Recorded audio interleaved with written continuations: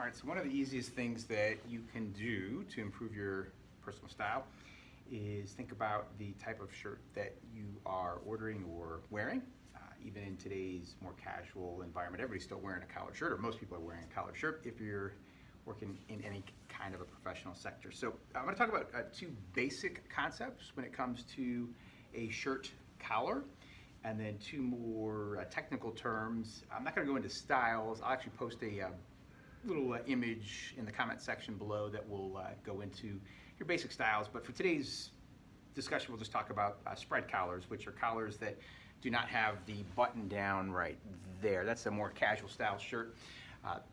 Small rant, one of my biggest pet peeves is when I see broadcasters or guys on TV wearing a tie with a button down collar. That is a huge fashion faux pas. Unless it's an ultra casual style tie, you should never ever wear a tie with a button down shirt. Glad I got that off my chest. Okay, so two things. This is the collar point length, and this is the collar spread.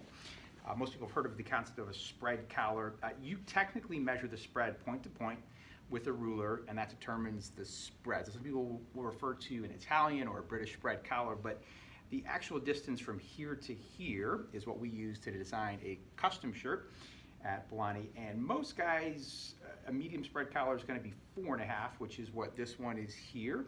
And most guys will wear a 3-inch point. This one's actually 2 3/4. The gentleman that I designed this for, this would be better with a shorter point length. So that is your basic info again on this beautiful mint green shirt.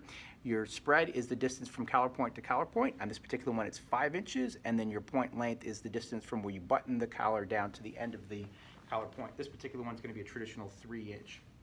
I used to work with somebody that said he measured the jawline to determine which collar was the best. He must know a measurement that I don't know of. But if you go back to my suggestion that men's fashion is two things, color and proportion, and if you think about the different styles of shirts, of course, spreads will vary in different time periods, but within what is currently in fashion, there's a certain range that should coordinate to your proportions. So in other words, if you're a trim guy, you probably don't want a really wide spread, otherwise it's going to exaggerate the fact that you have a trimmer jawline, maybe a trimmer neck and trimmer shoulders, etc.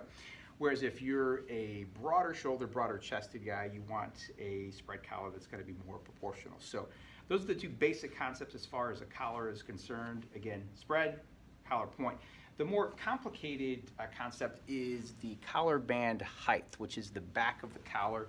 That corresponds to the front collar band height. Again, this is a very technical term, but I had a client come in a week ago who basically had no neck. He was a former power lifter.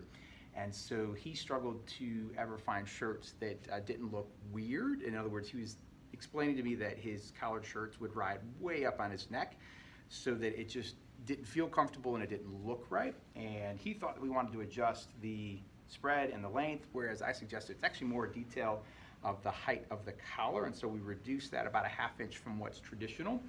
And I should show it before and after. I don't have it yet. I just ordered these about a week ago. But that is a much more complicated concept, which again is the back collar band height and the front collar band height, which is proportion. But that's your basic descriptor as to what goes into a collar. Again, we're talking more about the construction, not necessarily the style here. And I will probably do a 2-part series and talk about cuffs in a later episode. Thanks for checking in.